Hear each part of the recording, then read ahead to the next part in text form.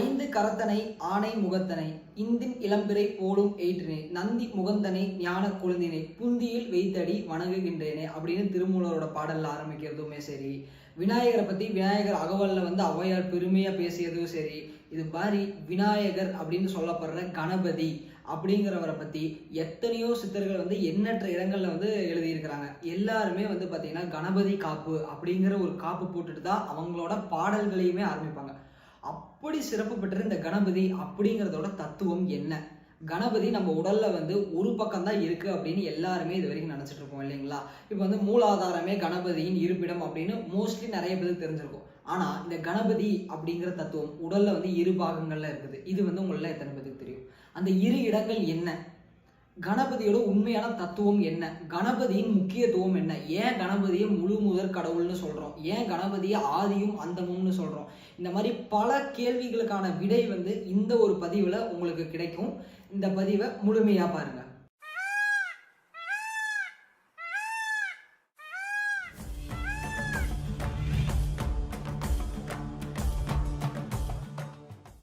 முதல்ல பாத்தீங்கன்னா கணபதி அப்படின்னா என்னன்னு நம்ம முதல்ல தெரிஞ்சுக்கணும். அப்பதான் இதுக்கான விளக்கம் என்ன அப்படிங்கிறது நம்ம புரிஞ்சுக்க முடியும். கணபதி அப்படிங்கிற இந்த பெயரை புராணங்கள்ல கடவுளராகவும் தெய்வமாகவும் ஒரு பக்கம் யூஸ் பண்ணுவாங்க. சித்தர்களோட பாடல்குள்ள நீங்க பாத்தீங்க அப்படின்னா அவரை கணபதி அப்படின்னு ஒரு சித்தர் இருந்தாரு, சித்தரோட பேரே கணபதி அப்படின்னு அவங்க ஒரு பக்கம் யூஸ் பண்ணுவாங்க. இன்னும் சில இடங்கள்ல உடல் கூறுகளை பத்தியும் சக்கரங்களை பத்தியும் பேசும்போது கணபதி அப்படிங்கிறத ஒரு தத்துவமா இருக்குன்னு நமக்கு சொல்லுவாங்க. அதே மாதிரி வள்ளலாரும் பாத்தீங்கன்னா கணபதி அப்படிங்கிறது உடலிலே ஒரு தத்துவம் அப்படின்னு சொல்லி முடிப்பாரு. சோ இந்த கணபதி அப்படிங்கிற இந்த பெயருக்கு நமக்கு என்ன இருக்குன்னு பாத்தீங்கன்னா ஒவ்வொரு விதமான அர்த்தங்களும் பொருட்களும் இந்த கணபதி அப்படிங்கிறதுக்கு இருக்கு. இதுல பாத்தீங்கன்னா முதல்ல நம்ம இந்த கணபதி அப்படிங்கிற பெயரை நம்ம சக்கரங்களுக்குள்ள என்ன அர்த்தம் அப்படிங்கறது பாத்திரலாம். இந்த கணபதி அப்படிங்கிற இந்த பெயரை நம்ம இரு வகையா நம்ம பிரிக்கிறோம். கணம் கூட்டல் பதி. அதாவது தமிழ்ல கணம் அப்படின்னா 4 அப்படிங்கிற ஒரு பொருள் இருக்கு. சரிங்களா? இப்போ மூலாதாரம் அப்படிங்கிற இந்த சக்கரத்தோட இதழ்கள் அப்படின்னு பாத்தீங்கன்னா இதுக்கு 4 இதழ்கள் குறிப்பிடுவாங்க. அதாவது மூலாதாரத்தோட ஒரு அங்கம். இப்ப எப்படி ஒரு பூ இருக்குன்னா பூவை சுத்தி எத்தனை இதழ்கள் இருக்கு அப்படின்னு நம்ம பார்ப்போம் இல்லைங்களா? அது மொத்தமா சேர்ந்தாதான் நம்ம ஒரு பூன்னு சொல்லுவோம். அதே மாதிரி ஒவ்வொரு ஆதாரங்களுமே பாத்தீங்கன்னா அதுக்கு ஒவ்வொரு இதழ்களை கொண்டு இருக்கும். இந்த இடத்துல இதழ்கள் அப்படின்னு சொல்லப்படுறது பாத்தீங்கன்னா அந்த எனர்ஜி சென்டர்ஸ் அப்படின்னு சொல்லலாம். இப்ப எப்படின்னா ஒரு டிரான்ஸ்ஃபார்மர் இருக்கு அப்படின்னு பாத்தீங்கன்னா அந்த டிரான்ஸ்ஃபார்மர்ல இருந்து கரண்ட் சப்ளை ஒவ்வொரு பவர் ஹவுஸுக்கு போகும் இல்லைங்களா? ஸோ அந்த மாதிரி ஒவ்வொரு டிஸ்ட்ரிபியூஷன் சென்டர்ஸ் தான் பார்த்தீங்கன்னா இதழ்கள் அப்படின்னு சொல்லுவாங்க. ஸோ இந்த இதழ்கள் அப்படிங்கிறத இன்னும் கொஞ்சம் முன்னாடி போய் சொன்னோம் அப்படின்னா இந்த இடத்துல இத்தனை நரம்புகள் பிரிஞ்சு போகுது சக்திகளை வெளியே எடுத்துட்டு அப்படின்னு நம்ம சொல்லலாம். ஸோ இது எல்லாமே சேர்த்தீங்க அப்படின்னா ஒவ்வொரு ஆதாரத்தோட இதழ்களை சேர்த்தீங்கன்னா உங்களுக்கு வர எண்ணிக்கை 50 இருக்கும். அதோட ஒன்று சேர்த்தீங்கன்னா 51 அப்படிங்கிற ஒரு இதழ் கணக்கு வரும். இது ஒரு சூட்சம ரகசியத்தை சொல்லுது. இது அடுத்தடுத்து வர பதிவுகளில் நம்ம என்னன்னு பார்ப்போம். இப்போ இந்த கணம் அப்படின்னா 4, மூலாதாரத்தின் இதழ்கள் 4. பதி அப்படின்னா அதை ஆளுபவர் அப்படின்னு பொருள் இருக்கு. அப்ப பதினா அதை ஆளுபவர். கணபதி அப்படின்னா மூலாதாரத்தை ஆட்கொண்டு ஆள்பவர் அப்படிங்கிறது தான் இந்த இடத்துல கணபதிக்கான பொருள். இதே சித்தர்கள்ல பாத்தீங்க அப்படின்னா எப்படி சிவன் அப்புறமா சுப்பிரமணியர் இப்படிங்கிற பெயர்கள்ல சித்தர்களோட வம்சாவளி வருதோ அதே மாதிரி பாத்தீங்கன்னா கணபதி அப்படின்னு ஒரு சித்தர் இருந்தாரு அப்படிங்கிறதுக்கான பாடல்களுமே நமக்கு இருக்கு. அதே மாதிரி புராணங்களுக்குள்ள நீங்க போய் பாத்தீங்க அப்படின்னா கணபதி அப்படின்னா யாரு? சிவனோட புத்திரன் கணபதி, பார்வதியால் உருவாக்கப்பட்டவர் கணபதி அப்படிங்கிற புராண கதைகள் இருக்கும். இதுக்கு வேறு விளக்கங்கள் இருக்கு. இதுக்குள்ள நம்ம ரொம்ப இன்டெப்தா போக வேண்டிய அவசியம் இல்லை இப்போதைக்கு.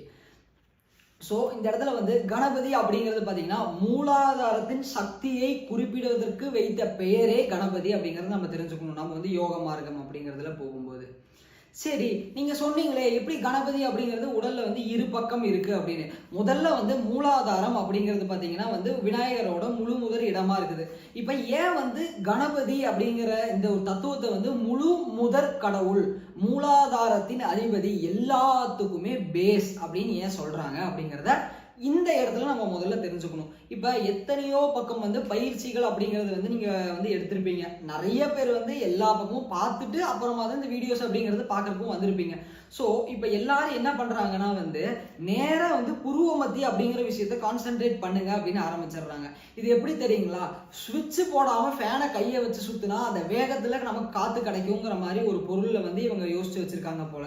இப்போ சுவிட்சை போட்டாதான் நமக்கு ஃபேன் சுத்தும். ஏன்னா சுவிட்சில் தான் அந்த கரண்ட்டுக்கான சோர்ஸ் இருக்கு. சுவிட்சை ஆன் பண்ணும்போது அந்த கரண்ட் ஃபேனுக்கு சப்ளை ஆகி அந்த ரெகுலேட்டர் மூலியமா நமக்கு ஃபேன் சுத்துது அந்த காயில்ல. அதே மாதிரிதான் பாத்தீங்கன்னா நம்மளுடைய மூலாதாரம் அப்படிங்கறதா வந்து பேஸ்.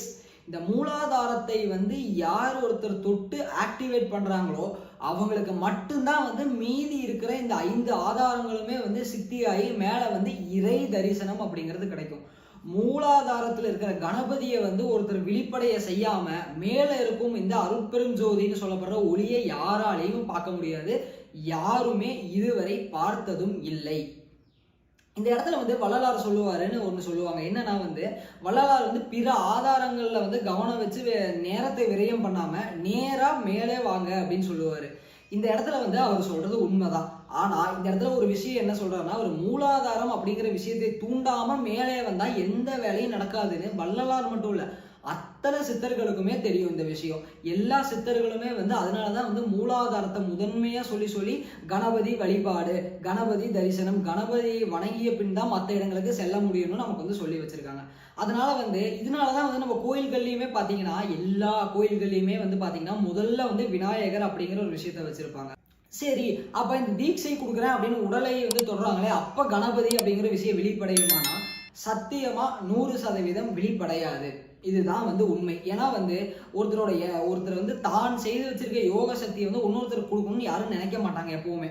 சரிங்களா? அது வந்து ஆக்சுவலி வந்து முறையான வழி இல்லாம கொடுக்கவும் முடியாது. வெறும் முதுகெலும்பு தொடர்றனால மூலாதாரம் தூண்டப்படுமானா சத்தியமா இயலாது. எந்த சித்தர்களா சொல்லியிருக்காங்களா? அடுத்தது பாத்தீங்க அப்படின்னா வந்து இந்த மூலாதாரம் வந்து கணபதியோட முதல் இருப்பிடம். 2வது இருப்பிடம் எங்க இருக்குன்னு பாத்தீங்கன்னா, இதற்கு முன்னாடி நம்ம ஒரு வீடியோ போட்டிருப்போம், மண்டலங்கள் யாவை அப்படின்னு. அதுல வந்து நம்ம வந்து 3 மண்டலங்களா வந்து நம்மளுடைய முதுகெலும்பை பிரிப்பாங்க அப்படின்னு சொல்லி அக்னி மண்டலம், சூரிய மண்டலம், சந்திர மண்டலம் அப்படின்னு நம்ம பேசியிருப்போம். அந்த மண்டலங்கள்ல வந்து இந்த மண்டலங்கள் பத்தி ஒரு குழப்பம் இருக்கு. நான் இதுக்கு முன்னாடி இந்த வீடியோ பார்க்கலன்னா இந்த வீடியோவை பாஸ் பண்ணிட்டு அதை போய் பார்த்துட்டு வந்தீங்கன்னா உங்களுக்கு வந்து புரியும். இந்த சந்திர மண்டலம் அப்படின்னு சொல்லப்படுற இடத்துக்குள்ளதான் வந்து கணபதியோட பேஸ், அதாவது அதுதான் வந்து உண்மையான முழுமையான மூலாதாரம் இருக்கக்கூடிய ஒரு இடம். இந்த சந்திர மண்டலம் இருக்கு இல்லைங்களா மேலே, அதுதான் பாத்தீங்கன்னா அந்த கணபதியோட முழுமையான இருப்பிடம். அதுவுமே வந்து அந்த இடத்துலயுமே கீழே மூலாதாரம், 2 ஆதாரங்களையுமே வந்து கணபதி தான் ஆட்சி செய்யறாரு அப்படிங்கிறதுக்கு வந்து எல்லா சித்தர்கள் பாடல்லையுமே நமக்கு வந்து ப்ரூஃபும் இருக்கு.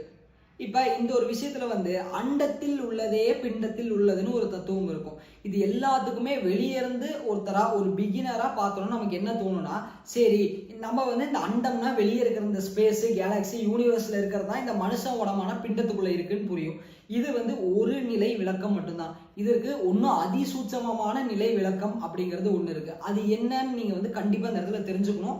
அதை வெளிப்படுத்துறதுக்கான ஒரு அனுமதியோட இப்ப நான் வந்து இந்த இடத்துல வெளிப்படுத்துறேன். அண்டத்தில் உள்ளதே பிண்டத்தில் உள்ளதுன்னா நம்ம தலைக்கு இந்த கண்டத்துக்கு மேலே இருக்கிறத வந்து அண்டம் அப்படிங்கிற பெயர்களால சித்தர்கள் அழைப்பாங்க. இந்த கண்டத்துக்கு கீழே இருக்கிற விஷயங்கள் அனைத்துமே பிண்டம் அப்படின்னு நினைப்பாங்க.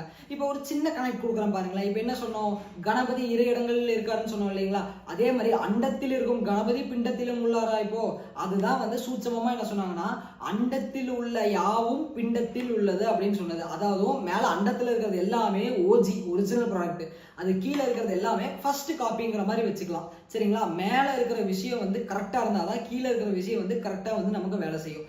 சிம்பிளா சொல்ல போனோம் அப்படின்னா வந்து நார்மலா ஒரு சினிமேட்டிக் வேர்சஸ்ல சொல்ல போனோம்னா, தலை இருக்கிறப்ப வால் ஆடக்கூடாதுன்னு சொல்லுவாங்க இல்லைங்களா? அதே மாதிரிதான் இந்த தலை அப்படிங்கிறது வந்து கரெக்டா உள்ளுக்குள்ள இருக்கிற விஷயம் ஃபங்க்ஷன் ஆனாதான் மீதி கீழே இருக்க ஆதாரங்களும் சரி, கீழே இருக்கிற அதிபதிகளும் சரி, கீழே இருக்கிற அதிதேவதைகளும் சரி, இவங்கெல்லாம் சரியா வேலை செய்ய ஆரம்பிப்பாங்க. உடனே என்னப்பா நீ அதிபதிங்கிற அதிதேவதை அப்படின்னா இது எல்லாமே பார்த்தீங்கன்னா நம்ம உடம்புக்குள்ள இருக்கிற எனர்ஜி சென்டர்ஸ்க்கு இவங்க வச்ச பெயர்கள். இப்போ எப்படி நம்ம வந்து ஒவ்வொரு கிளாண்டுக்கு ஒவ்வொரு பேர் வைக்கிறோம் இல்லையா? ஃபார் எக்ஸாம்பிள் தொண்டையிலனா தைராய்டு கிளாண்டுன்னு வைக்கிறோம், உள்ளுக்குள்ள தைமஸ் கிளாண்டுன்னு வைக்கிறோம், அட்ரினல் அப்படின்னு ஒவ்வொரு பேர் வைக்கிறோம் இல்லையா? அந்த மாதிரி அந்த காலத்துல நம்ம சித்தர்கள் வந்து ஒவ்வொரு எனர்ஜி சென்டர்ஸ்க்கும் வச்ச பேர் தான் பிரம்மன், சதாசிவன், மகேஸ்வரன், விஷ்ணு, இந்த மாதிரி வந்து அதிதேவதைகளோட பேரை வச்சது. உங்களுக்கு ஒரு விஷயம் தெரியுங்களா? நம்ம நாராயணன் சொல்லப்படுறவர் பார்த்தீங்கன்னா மணிப்பூரகத்திலையுமே நாராயணனோட சக்தி வாசம் செய்யுது. அதே மாதிரி மேல நம்ம திருப்பி சந்திர மண்டலத்திலையுமே வந்து பார்த்தீங்கன்னா இந்த நாராயணனோட சக்தி அப்படிங்கிறது வேலை செய்யுது. இரு இடங்களுமே வந்து வெவ்வேறான வேலைகளை புரியக்கூடியது. ஆனா மேல அண்டத்துல இருக்கிற நாராயணன் வேலை செஞ்சா மட்டும்தான் பிண்டத்துல இருக்க நாராயணன் வேலை செய்வாரு. ஸோ இந்த மாதிரி கொஞ்சம் கேட்கற குழப்பமா தான் இருக்கும் உங்களுக்கு. பட் இதை திரும்ப திரும்ப பொறுமையா கேட்டீங்கன்னா இதுக்கான தெளிவு கட்டாயமா உங்களுக்கு கிடைக்கும் இந்த வீடியோலயே. சரிங்களா? இப்ப நம்ம எத்தனையோ வீடியோஸ் போடலாம், எத்தனையோ பேசலாம். ஆனா இந்த மாதிரி விஷயங்களும் இந்த மாதிரி முக்கியமான சித்தர்களோட ரகசிய பயிற்சிகளுமே யாருக்கு தெரியுங்களா போய் சேரும்? யாருக்கு இது வந்து கிடைக்கணும் அப்படிங்கிற ஒரு பயன் இருக்குதோ அவங்களுக்கு மட்டும்தான் போய் சேரும். நம்ம வந்து 1000 பேத்துக்கு போய் நான் சொல்லித்தரேன் நம்ம போகலாம். ஆனா வினை பயன் யாருக்கு இருக்கோ, அதான் கோடியில் ஒருத்தன் காண்பான் பாரு, விதியாளியே வெல்வான், விதியாளிக்கே இது கிட்டும்னு அவங்க சொல்லி வச்சிருப்பாங்க. அது உண்மைதாங்க. நமக்கு வந்து என்னதான் நம்ம எவ்வளோ வந்து நம்ம கொண்டு போய் சேர்க்கணும்னு முயற்சி பண்ணாலும் யாருக்கு இது தகுதியானவங்களுக்கு கிடைக்கணும்னு இருக்கோ அவங்களுக்கு மட்டுமே இந்த விஷயங்கள் போய் சேரும். அப்படி போன்ற ஒரு வீடியோ தான் பார்த்தீங்கன்னா இப்போ நம்ம பேசிட்டு இருக்கிற இந்த கணபதியோட வீடியோவுமே. ஸோ அதனால வந்து எப்பவுமே வந்து குழப்பமாயிடாதீங்க. வெறும் மூலாதாரத்தில் மட்டும்தான் கணபதி இருக்காரா, மேலே இல்லையான்னு. கீழேயும் இருக்கார், மேலேயும் இருக்காரு. கீழே இருக்கிறவர் வந்து பார்த்தீங்கன்னா ஒரு லெவல், மேலே இருக்கிறவர் பார்த்தீங்கன்னா ப்ரோ லெவல் அப்படின்னு நம்ம சொல்லலாம். மேலே இருக்கும் கணபதி தான் வந்து கீழேயும் இறங்கி வந்து மூலாதாரத்தில் வந்து வாசம் செய்கிறாருங்கிறத இந்த இடத்துல நம்ம தெரிஞ்சுக்கணும். இதுக்கு அடுத்தது வந்து நம்ம பார்க்க போறது என்ன அப்படின்னு பார்த்தீங்கன்னா, சித்தர் பாடல்களில் வந்து ஏன் மூலாதாரத்தை இப்படி குறிப்பிடுறாங்க? மூலாதாரம் ஏன்னா அந்த பேர்லயே இருக்கலையே மூல ஆதாரம். எல்லா ஆதாரங்களுக்கும் மூலமா இருக்கிறது பார்த்தீங்கன்னா இந்த மூலாதாரம். இதை தூண்டாம ஒருத்த வந்து எத்தனை வருஷம் வேணாலும் யோகம் செய்யட்டுமே, 5 வருஷம் செய்யறேன், 10 வருஷம் செய்யறேன், நான் பூர்வ மத்தியிலேயே உட்காந்துருக்கிறேன், பூர்வ மத்தி தியானம் பண்றேன், யோகம் பண்றேன், 1% கூட அது அடுத்த படிக்கு நகர்றதுக்கு வாய்ப்பே கிடையாது இந்த இடத்துல. ஏன்னா மூலாதாரத்தை தூண்டாதவன் வந்து என்ன பண்ணாலும் அது வந்து ஒர்க் அவுட் ஆகாதுங்கிறது தெரிஞ்சுருங்க. சரிங்களா? இப்ப இதுக்குமே வந்து ஒரு அதிசூட்சமான ரகசியம் இருக்கும். அதெல்லாம் வந்து நம்மளை வெளிப்படுத்தணும்னு நமக்கு உத்தரவு வரும்போது பின்வரும் பதிவுகளில் வந்து நம்ம பார்க்கலாம். அதே மாதிரி வந்து பாத்தீங்கன்னா எந்த சித்தர்களாவது வந்து நான் வந்து உங்களுக்கு வந்து தீட்சை தரேன், உங்களை தொட்டு தரேன் வாங்கன்னு சொல்றாங்களா? நீ பயிற்சி பண்ணு, நான் உனக்கான வழியை சொல்லிட்டேன், நீ உனக்குள்ள பண்ணாதான் உனக்கு வரும்னு தான் சொல்லுவாங்களே தவிர வா நான் தரேன்னு சொல்ல மாட்டாங்க. சரிங்களா? அதனால கொஞ்சம் இதுக்கப்புறம் வெளிப்படுத்திக்கங்க. சரி, இப்போ வந்து இந்த நான் வந்து சொன்னேன் இல்லைங்களா, மேலே வந்து கணபதி இருக்காரு, கீழே கணபதி இருக்காருன்னு. இதை வந்து ஒரு பாடல் மட்டும் நான் வந்து உங்களுக்கு வந்து வாசிச்சு காட்டுறேன். போகரோட 7000 சப்த காண்டம்ல வந்து இந்த பாடல் இருக்கு. நீங்க வந்து கண்டிப்பா போய் நீங்க உங்க ஃப்ரீ டைம்ல பாருங்க. நம்ம இப்போ இந்த பாடலை பார்த்துடலாம்.